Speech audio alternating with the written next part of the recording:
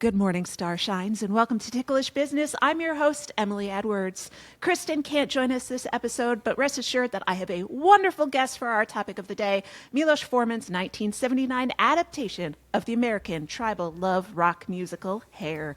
With me today is the co-host of the podcast, The OC, again, and you are good, Alex Steed.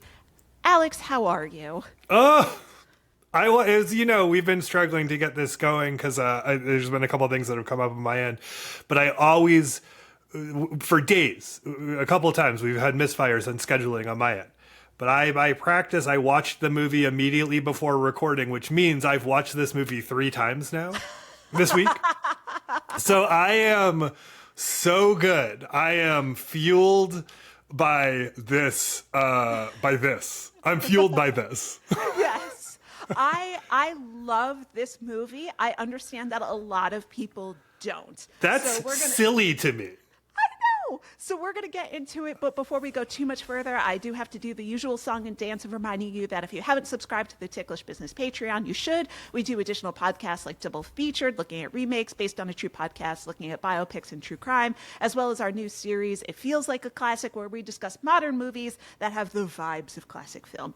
You can find that over at patreon.com/ticklishbiz, and the link is in the show notes. Okay, that's it. Now back to the regular show. So... this is not the first time you've sat down with this movie, is it?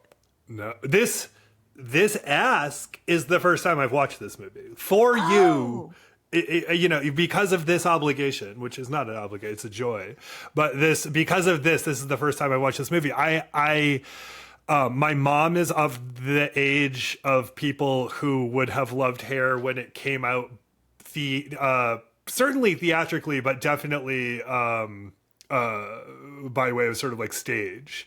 Mm-hmm. And she would quote parts of this movie. She wasn't like a hippie for sure, but she was someone who was definitely like raised in the culture. So I knew like lines and stuff from this movie. I knew songs from the movie, and I understand that they're from the musical ultimately. I was shocked when I put this on and saw it was directed by Milos Forman. Right? Like there was such a wild time with big budget, like theatrical, crazy musicals like Ken Russell movies and this. Ken Russell did like Quadrophenia and Tommy. And then this, like, bring back the era when avant-garde weirdos were able to make these movies. I know. And then Milos Forman went on to do Ragtime, which I've never seen, but I'm like, I absolutely want to see Milos Forman's Ragtime. This is after he's done Cuckoo's Nest. This is after he's done all of his like really big, like art serious movies. And he fought for 10 years to bring Hair from stage to screen. And he was like, I'm the only person who can do it. I was wondering why we had a 1979 movie release, and it makes sense that there was some stuff going on. Yeah, he Czech filmmaker. He apparently was in New York and watching the debut performance of Hair when the Soviets invaded Czechoslovakia and like took over the country. So he was just kind of like, this is intrinsically linked, according to interviews with him, with his like concept of like moving to America, avoiding the Soviets, like doing all of this like really, really heavy political stuff. And to know that kind of background with his politics and things like that is really, really interesting. And I find that funny with the fact that a lot of Americans find this movie and this musical to be very cheesy or downright offensive. Well, I can see things that would trip people up and be calls for legitimate grievance. Like, it's not to say any of that doesn't exist. Right. But as far as like, this is bonkers. Like, this is visually amazing. I similarly, because of like what I assumed Hair was and what I've known it to be as from the musical background, and I understand that there's also tension between the creators of Hair and like how this played out.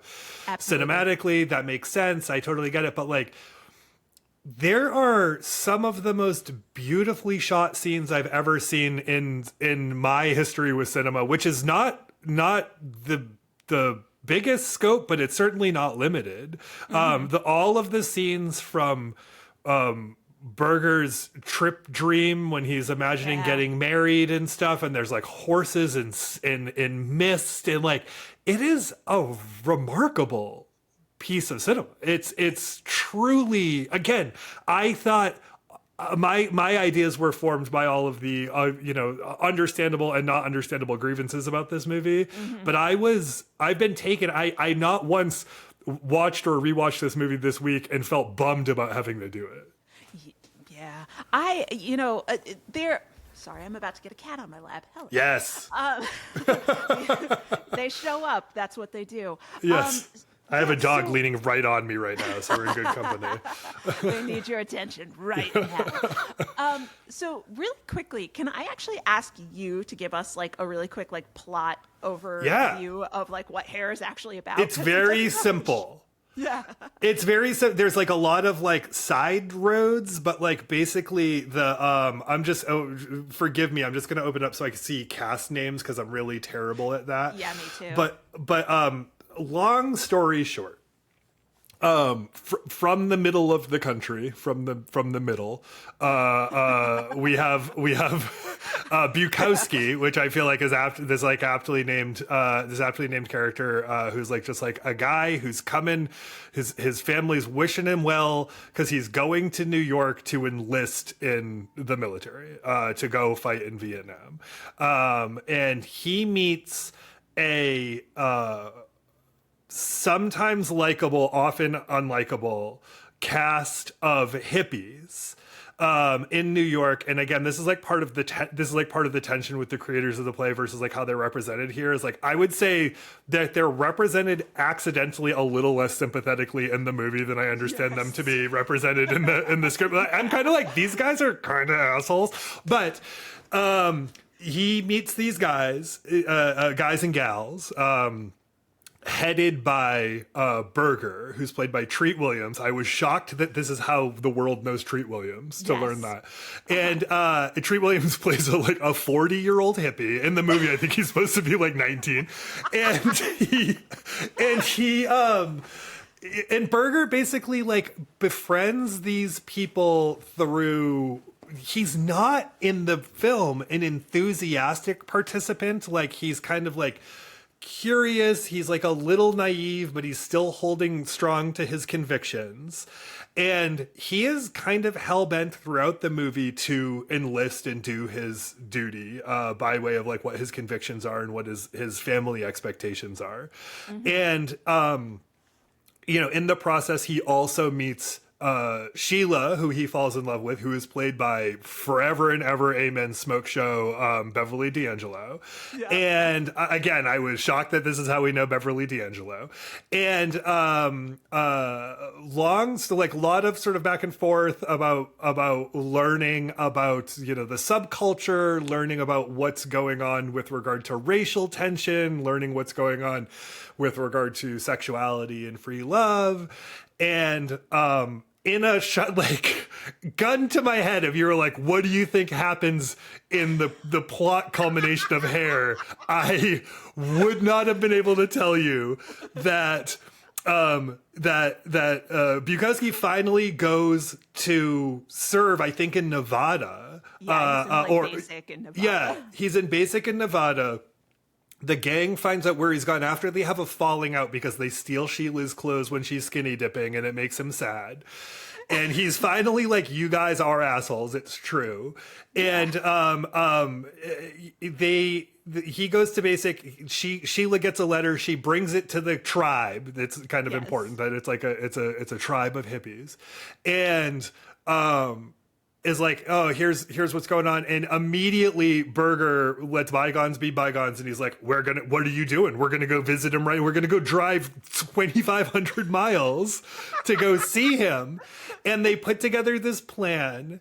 This is the last 10 minutes of the movie, by the way. They really are like, let's go. We've been going for an hour and 50. We need to culminate. And he Wrap it up, fellas. yes, and Burger cuts his hair in order to go to, he goes undercover on the base, he cuts his hair, and he's like, hey, Bukowski, good to see you. The gang's all down by the river or something. They're having a going away picnic for you. You should go see them. Because he very reluctantly is like, it's so good to see you. I'm glad to see you. I really do want to go see them, but I can't. There's a lot of tension back and forth. Because he finally goes. And when he's gone, now it's the last 9 minutes of the movie. When he's gone, immediately everyone in basic training gets the call that they have to get on a plane right now and go to war. Yes. And poor Burger, who had something like this coming in his life. I don't know if this is exactly the right thing, but like he had something like this coming eventually. Poor Burger gets on the plane, and then we learn by them all visiting his grave or a memorial that he has died. And now all of them, including because who I had to look up, I had to look this plot point up, is gotten in trouble. He's gone AWOL. He got in trouble sort of like for his... in any way in the text of the That's movie, not in the text. You assume. Yeah. He's gotten in trouble, and now he and the tribe are sort of like anti-war demonstrators. Yeah. Wild. It's wild. You have like the entire runtime of the movie, them being like, we're going to party. We're just going to live in Central Park and go skinny dipping. We're just going to like steal and be cool. And then in the last, like you said, 10 minutes, the falling action of this movie is like a meteor plummeting to the ground.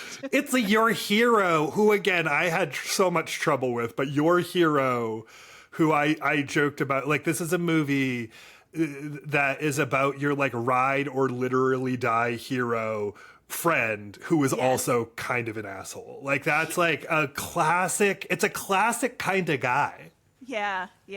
Like the first time I saw this, my dad was a huge fan of Hair. Like he oscillated between wanting to be in a Martin Scorsese movie, he was a little Italian man for Brooklyn, and wanting to be in Hair. And I was like, what a conflicted man. What? I could totally. God bless. But he loved Hair. And I remember watching it when I was like in early high school.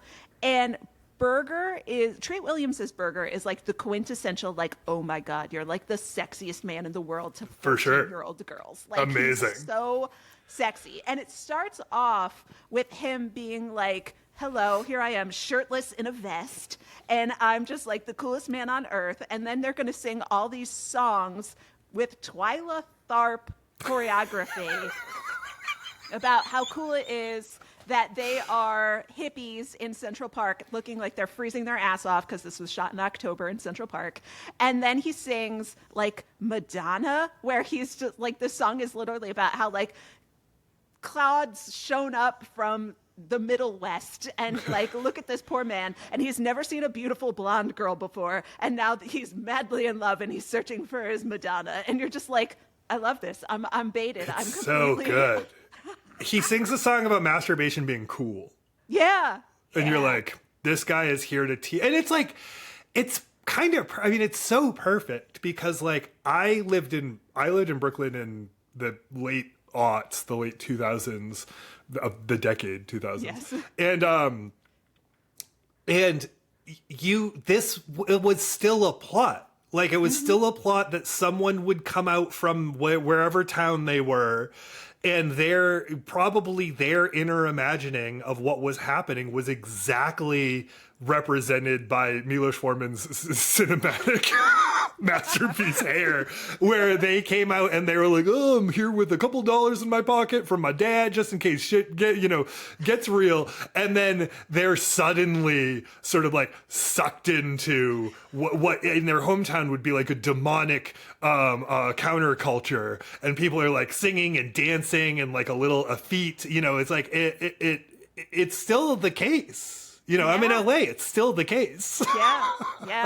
Yeah. No, I remember like I lived in LA for a couple years and I was not like really meshing with the city. And I was like, Sure. Dad, I'm going to move home. I'm just going to move to Brooklyn.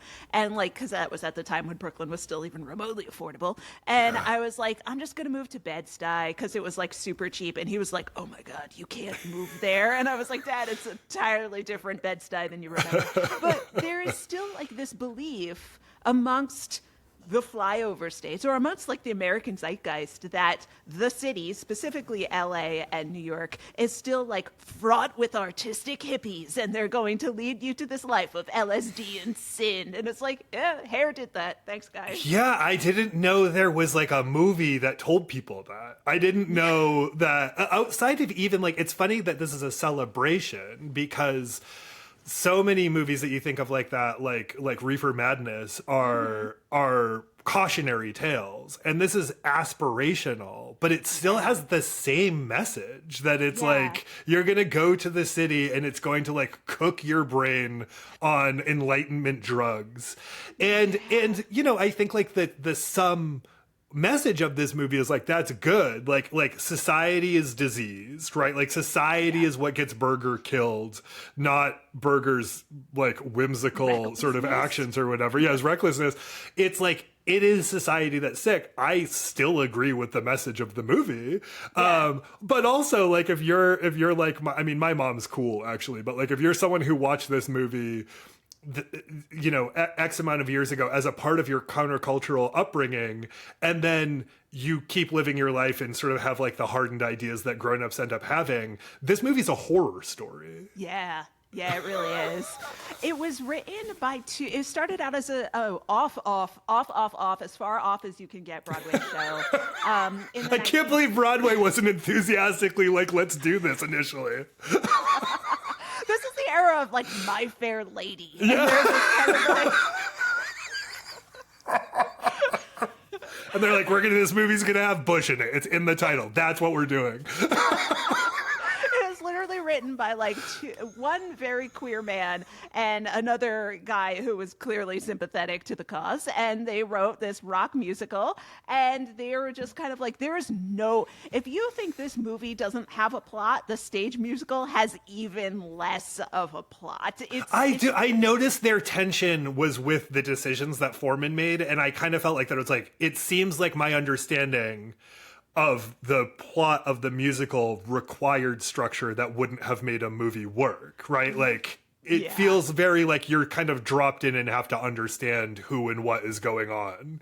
Absolutely. I think like I've seen the musical once, or I've seen a version of the musical once. And weirdly enough, I was in college, went to a really hippy dippy school, and our musical theater program decided that they were going to do a production of Hair, and we're like, that tracks. But my college had no performance spaces.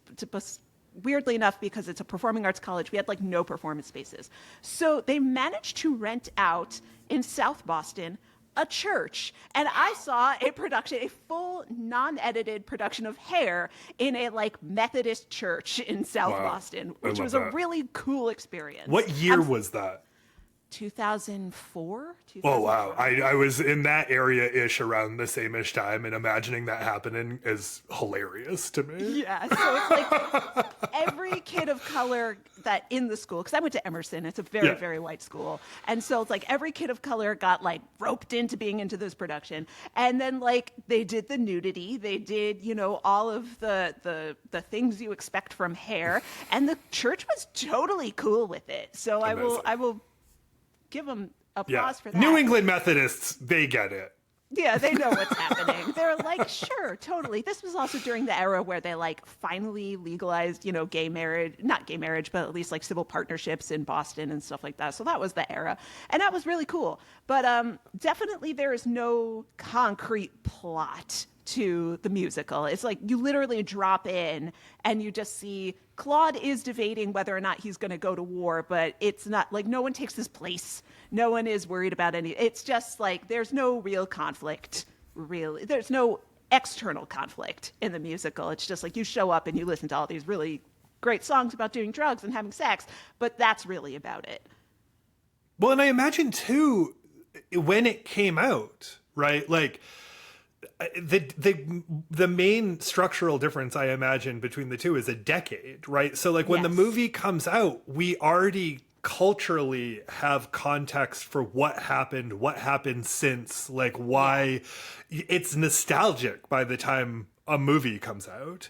And if you're seeing this like when it's happening, I imagine like you kind of need less you need like less context for what's going on. If you're going to see Hair at the time that Hair is being staged, I imagine like you kind of get it. Like you don't need to sort of like have some structural You don't like need to read the playbill to figure right out what the hell is exactly. happening. You're like, I get it. I know these people. I have some version of these people in my life. And by this time, you know, I have this. I made a TikTok that is just a clip from the Velvet Underground movie.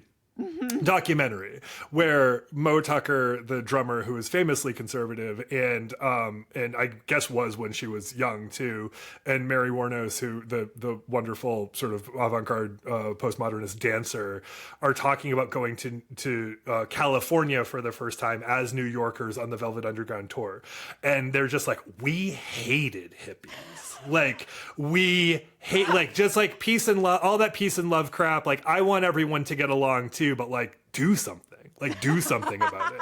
And I love the scene so much because it's two like cool women whose ideologies I totally disagree with, right? But like they're so funny. It's so perfect, and it's also how I feel about the actual history of hippies. Yes. And the reason why I say I bring it up is I put that up 2 years ago, and every day I get notifications from people who have no context from what hippies actually were, who are like in strong defense, or like their account is them just like reposting nostalgic things or whatever, and they're clearly born this century. Yes, exactly. And what I birth do year starts with a 2. yeah, totally. I was like, I was born solidly in the 1900s, and what I did so much enjoy about this movie, which could only happen in a movie, not in the play that is sort of the era, is it is absolutely sympathetic to the characters and it's absolutely sympathetic to the cause and stuff, but it also shows like some of the fallouts of the personal recklessness, which I think is like kind of really important. I know some of the concerns from the playwrights was that it didn't sort of show as tight a connection between the movement and sort of like anti-war stuff. And it's like, honestly, we know like, kind of in retrospect. We know in retrospect that it like when people think about hippies, they're usually thinking about like New Left organizers. Like they're not thinking of, and like a lot of hippies like weren't sort of ideologically coherent. Yeah, exactly. There's a reason why hippiness also kind of gets coincided with the cultish, patriarchal, like Manson type of leaders, you know, in the 1960s and 70s. Well, it's very similar to the fact that in the aughts, right, there was a specific sort of deeply ironic, politically almost like nihilistic sort of non-ideology. Yes. And all of those people went one of two ways eventually. And a lot of them, you see them like we see sort of with the, oh God, I hate even saying the words for this, but like with like the Cumtown crew that eventually became kind of the like what we all know them now. It became a sort of not annoying Enlightenment wokeism. And then on the other side of that, you had Gavin McInnes, who literally created the Proud Boys. So like exactly. out of that kind of wishy-washy, like, hey, like it was like, let's not even take things too seriously or whatever. You really have, there's one of two wolves, and one is very good and the other is terrifying. Exactly. The other one is absolutely terrifying. It's funny because Milos Forman said specifically that he did not want to make the movie nostalgic. He was like, it's going to be set 10 years ago, but I don't want it to be nostalgic. And I think that does come out a little bit when you, as an adult, are watching Berger be kind of a selfish prick the entire time he's interacting with Claude. There's no real comprehension for the fact that meeting these hippies in Central Park is like Claude meeting aliens. He has never seen a human being like these people before. When Janine, who's the girl, you know, I love the line where she smiles and she tells them, I used to be from Kansas, you know, and so she's like, I understand but I used to be from Kansas. And she's It's a great line. That one of two people could be the father of her baby, and it's either the bisexual white guy who could pass for a girl or the black man. And Claude is just like, my entire concept of society is upended. I have no idea what to do with this information. And she's famously throughout the plot unconcerned. Yes. Yeah. With this question. Yeah. Yeah. Even when HUD, the black guy's fiance, shows up and he has a child already, she's just like, well, we'll see what happens. And HUD's fiance is like, what do you mean we'll see what happens? And she's like, well, shake on it. And she's like, no, we won't. That was my favorite. She's like, nah, we won't actually. I love... Okay, so that to me, there's one of these places where I'm like, I could see some of the concerns and criticisms of this movie is like the fact that like the only like even close to like domestic aggression we get is from our primary black character. I was like kind of a bummer. I don't like the vibe here. I do like that it is illustrating this thing where it's like a lot of people, you know, sort of like the romantic vision of what's going on sort of with I can't emphasize enough, at most 18-month period in which hippies were happening. Yes, exactly. like mid 67 through maybe, you know, the Manson murders. Like it is a very small window of time and subculture. It's enough to kill like 5 rock stars and a whole bunch of itinerant women. And other than that... Totally. Absolutely. Very, very important. You know, by the time it had a name, it didn't exist. So what people's romantic imagination of that is like a lot of people like tuned in and dropped out. They like got out of their weird situations that were sort of like was part of society's ills, et cetera, et cetera. They found their people. And while that is absolutely true, the like situations that a lot of people left, they left pretty fucking irresponsibly. Like if you look at any like retrospective oral history of the time, a lot of the women and queers and people of color of that time were like, the same structures still existed where the people who were prioritized and served were like straight white guys largely or men or whatever. And they just had a different costume. And so I do like that we get that picture of what was left, and not that I'm saying that the society's ills that had to be left didn't exist, but like sometimes the leaving wasn't as honorable as we choose to remember it. Yeah. No, truly, the character of HUD is really interested in this because, again, he's written by 2 white men who are from New York City. And assuming that there was not a whole lot of rewriting or input from people of color at the time, either when this was being brought to stage or screen. I'm assuming no, based on some of the songs. I'm assuming no. Like, the conflict is that, you know, early on one of the things that actually threw me for a loop when I was kind of reading up on this is that one of my favorite songs in the thing is actually Colored Spade, which is where it's at the beginning of the thing. Wolf says something, the blonde guy says something really racist to HUD. And this is when they're still talking about who might be the parent of white Janine's baby. And HUD says, I'm going to be proud if he comes out like a beautiful black baby. And then he does this song about, I know what you're going to be calling him behind his back. And it's a long string of racial epithets where he's just kind of like, you're going to say all these things about my kid. And I love the song. It gets dropped out of stage productions of the musical all the time. People are like, it's the most offensive song. And I'm just kind of like, interesting that you think acknowledging that white people say racist things about black people is the racism of the show. There's a lot of other racism you can talk about in the show, but this song isn't it.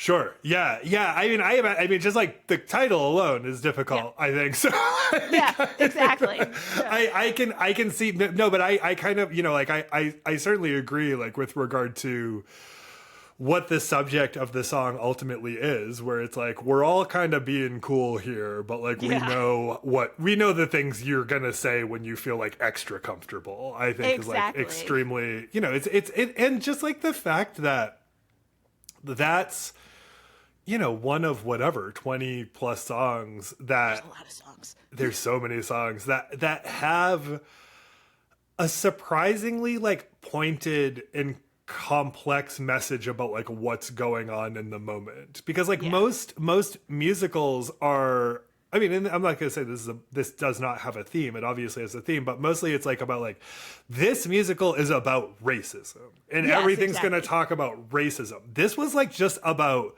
here's what all of society's ills are today right now. Yeah. Which is wildly ambitious, and I'm surprised that they pulled it off so hard. It really is. Like, especially because none of the songs actually move the plot forward. Oftentimes you'll have like someone ruminating, and at the end of a musical theater song, they'll have decided something, and that moves the plot forward. That doesn't happen in any of these songs. It's literally a song about the here and now, and there's no movement whatsoever. They just ruminate on things. Yeah. No, that's such a great point. Yeah, it's not. Yeah, we don't exit the song richer than we entered the song with regard to plot movement. Yeah, that makes sense. It's just like what they're thinking about right now. Yeah. And then what's really interesting to me is when we get HUD's fiance, who, again, racism, does not have a name. She's just HUD's fiance. Yeah. And she gets a whole song. And it's beautiful. She could say her name. She's like, hi, I'm Tina, and this is my song. No, that doesn't happen. Oh my God, that would be so good. Like an audition. Yeah. Exactly. Step into the spotlight. No, that doesn't happen, nor does their child actually get a name, because there's a whole subhuman there standing there as like this adorable little boy in a little coat. He's so cute. But their conflict is literally that she was like, we did all the things we were supposed to do in order to assimilate into white culture. Like, we have jobs, we have our family, we have this kid, we have an apartment, we have this whole society. We did everything we were supposed to do as Black people in the 60s in order to be accepted by white people. And you, once again, decided to throw that all away in order to chase another like white ideal. And that's like one of the most political things in this movie. And I feel like it just kind of gets ignored because the white people are so much more ridiculous and so much more theatrical. And obviously the people who wrote this are not the people who are necessarily supposed to be ruminating on that particular conflict. Yeah, I mean, she's kind of the only serious, relatable, the only relatable person in the whole movie. Like, really is. Because, I mean, the only relatable non-hippie in the whole movie. Because we get the other, like, the people that I think that it's such an interesting conflict to illustrate. She's so well played. Her song is beautiful. She also goes on, by the way, I don't know if you're familiar, she goes on to be a Leonard Cohen touring backup singer, which is kind of amazing. Fabulous. And like, this was her break that she got without agency representation. She just showed up to an open casting call. Amazing. The she in this case, I should say, is Cheryl Barnes. But Thank you. She was like cleaning hotels in May and like took a Greyhound down to New York in order to audition for performance. So wild and like really incredible. I mean, it's beautiful. But like the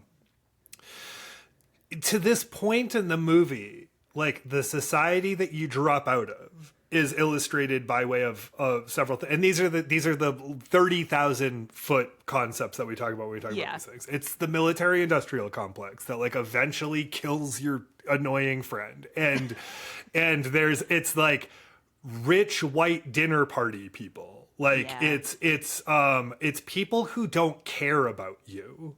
Yeah. But like in this case, she's like, we fell in love and like we're doing the things that they all say that we're supposed to do. I'm like kind of doing it, and it turns out, and then this was, HUD's whole response to her is so classic. I've done this. Yeah. Where like you fuck up, you get caught fucking up, and you basically tell the person like, well, you wouldn't understand. Like you're like, Yeah. whatever. And it's like, no, she understands just fine. Like Yeah, exactly. you were kind of shitty in this situation. So like Yeah. she's the most relatable. Like when you drop out of society, you're not just like dropping out of the military industrial complex and rich white dinner parties. Yeah, You're like exactly. dropping out of the people who love you. Yeah, exactly. People have like made another human being in one of the greatest acts of trust that can be imaginable. And he's just like, woman, get in the car. And she's just like, fine. And, that's one of the most unrealistic things about this movie, where she's just like, yeah, I'm going to pack my 4-year-old into the back of this Cadillac and just go on a 4-day drive out into the, whatever, fantasy. Beautifully so. Yeah, in a way, it is truly like, sorry, cat's trying to bite me. In a way, it really is like this absolutely beautiful fantasy that I understand that if you have no relation to people who wanted to participate in that fantasy, this might be totally and completely unrealistic to you. Like my parents were of the generation where they wanted to be hippies. My dad was afraid about being drafted into Nam. Like that's how old they were. And so I understand the appeal of wanting to see a musical like Hair, where it's like through trickery and cunning, we will defeat the military industrial complex. And it's like, you can't, Yeah. You just can't. Yeah, it's a big deal. It's a whole big deal. Yeah, and constantly I do like, I mean, I was surprised to come out the other end liking Berger. I mean, it took him dying, but like I did like that you get so many times the conflict between them is kind of beautiful. Like the conflict between Bukowski and Berger, because he constantly is like, you don't understand how serious this is. Like, you don't understand. And he's simultaneously right and wrong, right? Where it's like, no, Berger he does not care to understand. Like, that is his whole thing. Like, I don't care to understand it. It is stupid. And he is right. Yes. But it does not mean that it doesn't have consequences, right? Like he thinks that like if you act a particular way, I kind of think that he thinks that you can evade the consequences, and it's like, no, it actually has extraordinarily real consequences, as you are going to learn in the last 7 minutes of this movie.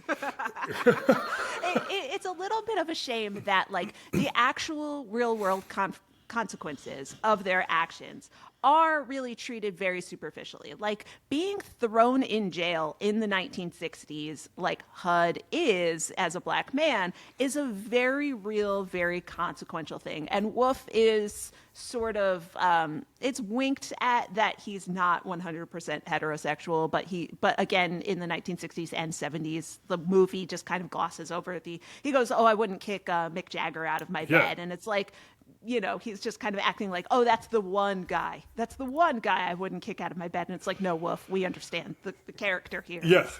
I like how whoever is interviewing him at that point is like, well, I get that. Yeah. That makes sense. Also wouldn't kick Mick Jagger out of my bed.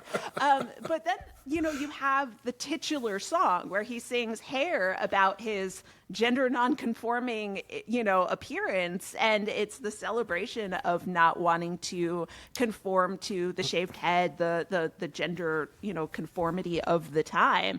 And it's weird that song and that moment really just kind of gets treated as and then Berger goes and saves the day, where that's like a really, central tenet to what you're trying to do in this movie. But it does kind of just get brushed off, where it's like, yep, you're here for the song. We did the song. Next.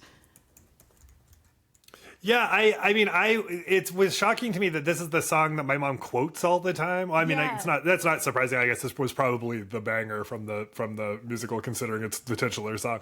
But I was surprised to learn. I was surprised to take it in about how it was used in the movie, and that it is, that it is from this essentially like draft out maneuvering scene. And again, like as I learn it just through osmosis, I'm learning it like kind of devoid of its own context. But yeah, it's like it's the fact that that's just, again, that's like one of the 20 subjects that we're tackling over the course of at least in the movie, a 2-hour runtime. Yeah. Gender nonconformity, not sort of getting on with the war, several songs about race, one song about maybe racial fetishization, which is very fascinating. One song in which several of those men were gay. I was like surprised by. No, Black Boys, White Boys is a really weird sort of visual contrast with the concept of the song. You know, probably at the time it was written, they were probably trying to celebrate interracial relationships. Yeah. But 40 years removed, it does not do that. Yeah, that was my, and I am white, and I want to be clear, and I am not an authority in any of this subject matter, but I had assumed that what we were addressing was being like interracial relationships are cool. And that's fine. It's not sort of whatever. That was my assumption about like, that was the question we were answering, you know? Yes. And though, to your point, watching it in 2025, you're like, okay, there's... Yep. We don't use that kind of word kind of construct any longer. Yes, we're asking different questions now. Yes, exactly. And I think to the point of like people finding it annoying. I understand if people found it annoying at the time and they found it off-putting for whatever reasons. But I am old-fashioned. I am by no means anti-cancel culture. That's not what I'm about to talk about or whatever. But like, I am a person who watches things and says, what were we addressing in the time? I'm not forgiving things that are that were said in bad faith. I'm not saying that things that are said shouldn't be critiqued and like understood, but I am never throwing shit away. Yeah. That was answering a different question that we would see inelegantly now, because I do believe that we lose a shitload of babies in that bathwater. Yes, I'm when we completely do that. with you. Yeah. Especially doing my book show for a long time, my literature show, where I was like, no, I understand why you don't like reading this now. Do not get me wrong. But we have to talk about the context of when this character, when this, text, when this thing was written. Totally. And at the time that Black Boys, White Boys was written, those relationships were literally illegal. Like, they were literally against the law. Totally. You could go to jail. Like, that's why we are addressing it. And I also think, and I'm not saying that this applies here, but now I'm a bit of a soapbox. Like, I think that because so many inarguably great things have been made, and it's very easy to find curated lists by people with great taste who say these are all the great things that have ever been made, is we are robbed of the very important exercise of watching stuff that's less than great.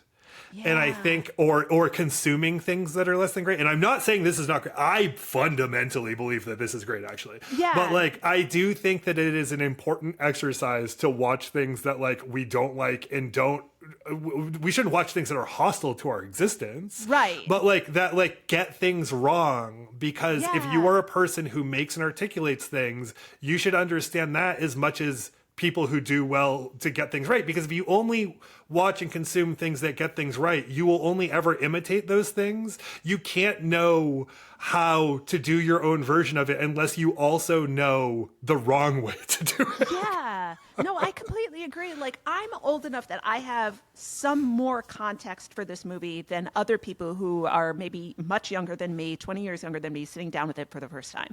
I know that in the Black Boys, White Boys scene, when they're doing intake for the Vietnam War, the actor who's playing the guy with his toenails painted, which is, absolutely the hit you on the head, air quotes, textual subtext of he's queer. I know that that actor is Michael Jeter, who died of AIDS in the early 90s. He was an incredibly important gay Broadway actor. I know that that's who that is.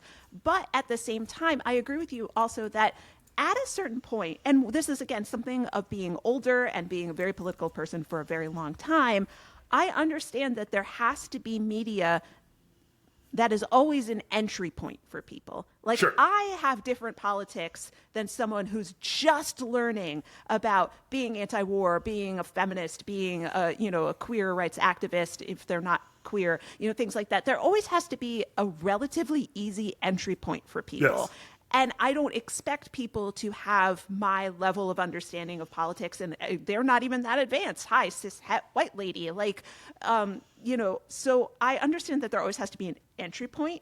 And I feel like there is a frustration with things like hair, where they're like, oh, that's so simplified. It's so easy. Like, hippies weren't just running around Central Park, making out with one another and doing LSD. Like, there was all these politics that we've touched upon. But I'm like, part of getting people into left-wing kind of politics is making it look fun, like making it look sexy, making it look like, this is something you want to be a part of. Well, and it's so important, I think, in the context of what you just said, all of which I agree with 100%, is it's so important to watch media, a single piece of media, and not expect it to do all of the work. Like, it is doing some of the work, right? But when people are like, but it didn't address, it's like, of course it didn't. It has a runtime.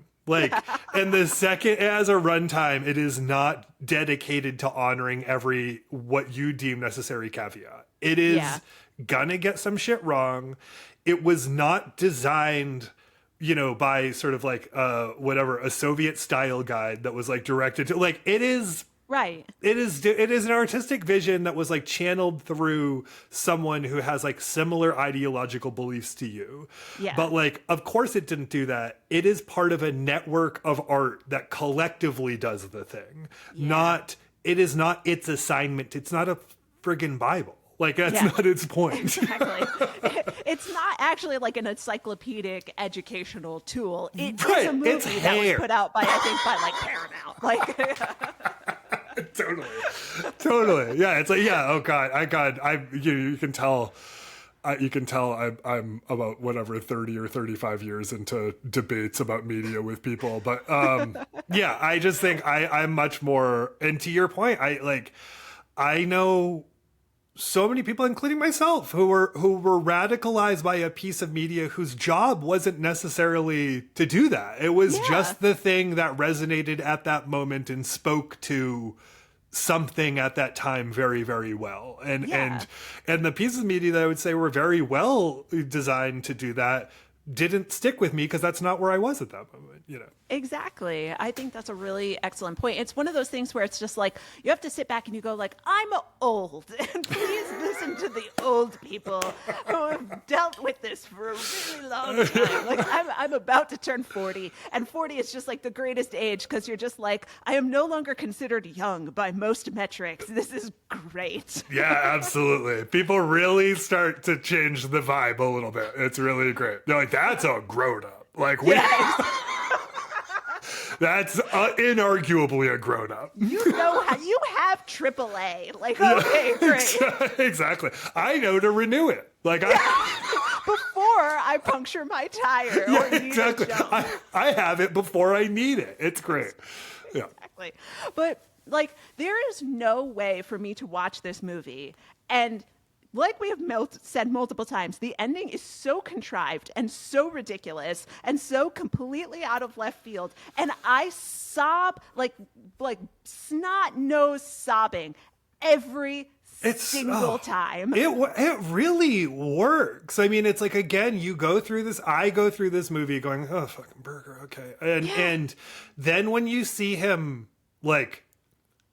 essentially trapped in his own ruse, by his own ruse, by doing a thing. What a time. Excellent timing, Richard.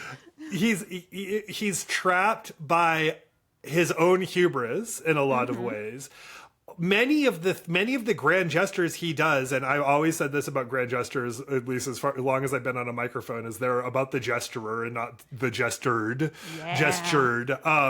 All of his grand gestures are he believes he's doing something great for his friends. They're largely about him in one way or another. And then to see him get trapped in it and realize he's trapped and try to leave, but he can't leave. Yeah. It's devastating. Yeah. Like to compare, so he does this song sort of like in the middle of the thing, and I know we have to start wrapping it up, but he does this song in the middle of the movie called I Got Life, and he drops in on this hoity-toity party, probably in Connecticut, and he's dancing on the table.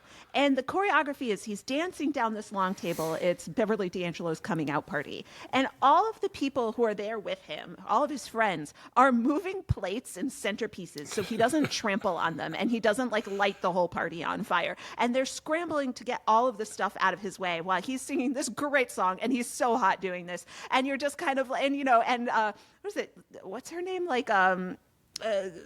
She's a very famous actress. She's got red hair. She was the landlady on Facts of Life. And that's who that is. Okay, yes! cool. Yeah. And she's gotcha. so cool. And she like gets up out of this party. She's a party guest, and she's like dancing with him. And so it's like the wink that like other people are going to start joining the hippies too, people you don't suspect. And it's because Burger's so cool. And you're just kind of like, whatever. And then, but you have the symbolism of everybody trying to scramble to make sure he doesn't make a bigger mess out of what he's doing, what he's celebrating. And then at the end, when he gets completely trapped, just marched onto this B-52 bomber, and you're just basically told like, and there he goes off into hell, and you're just kind of like, why couldn't the promise have worked out? And Milos Forman is just kind of like, I'm not going to hold anything back. I'm going to make you feel like such shit right now.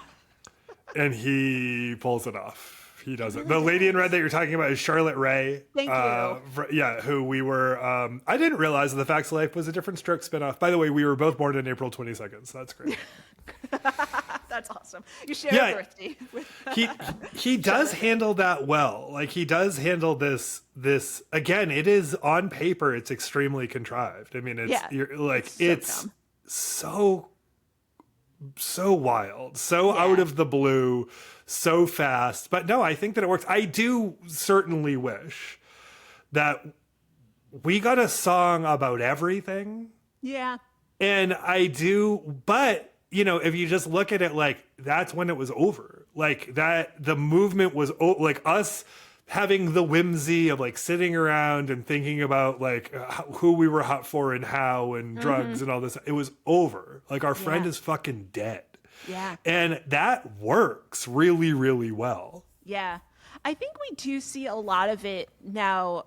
From there is a youth swell movement now, and I'm really impressed with the kids and how the kids just want everything to be better, and I love it, and I'm so happy for them.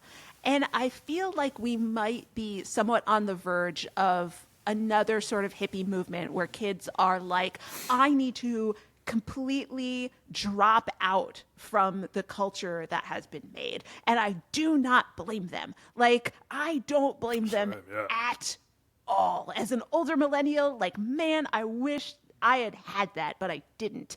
And I'm so impressed with them. Like, you see fewer kids going to college because they're like, I don't want $200,000 worth of loans when I graduate.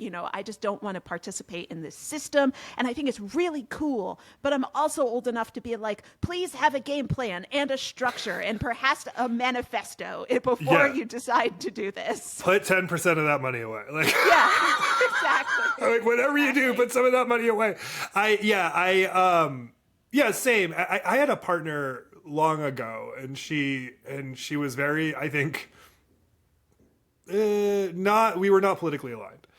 And I was always sort of just like, this is what I'm about. This is who I stand for, whatever. And she was like, she's like, well, when you get older, people get like more conservative or whatever. Like, how are you going to know sort of like what's right and whatever? And I was like, I'm just going to do what the kids want. Like, I'm going to like honor the desires of the people who have the most on the line. Like, who have 40 years ahead of them when I only have 10. Like, totally. That's what I'm I'm just going to honor, like, I'm going to do the opposite of what any octogenarian politician has done. But like, I do, at the same time, and I will always do that, but at the same time, I'm like, guys, wear good shoes. put some money away. Exactly. Your spine is going to start hurting sooner than you think. So like get a decent mattress, like, take care of yourself still. Give me a call if you need bail. Like, Yeah, exactly. I'm Wear there. earplugs at the concert, please. That's all I'm asking. Your hearing is your friend and you never get it back. But I can't thank you enough for discussing this movie with me. I was like, I feel 10% blessed. you were going to hate it. No.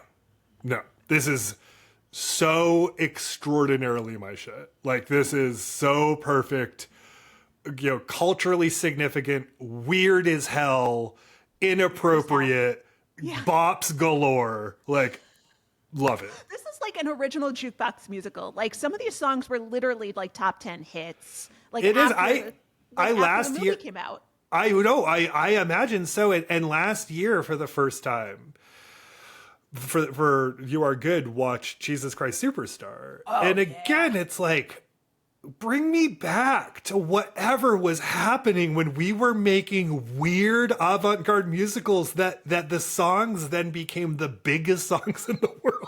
No, like that aspect of like whatever they were smoking in the 70s, I want a piece of. Like, it's so cool. I absolutely love it.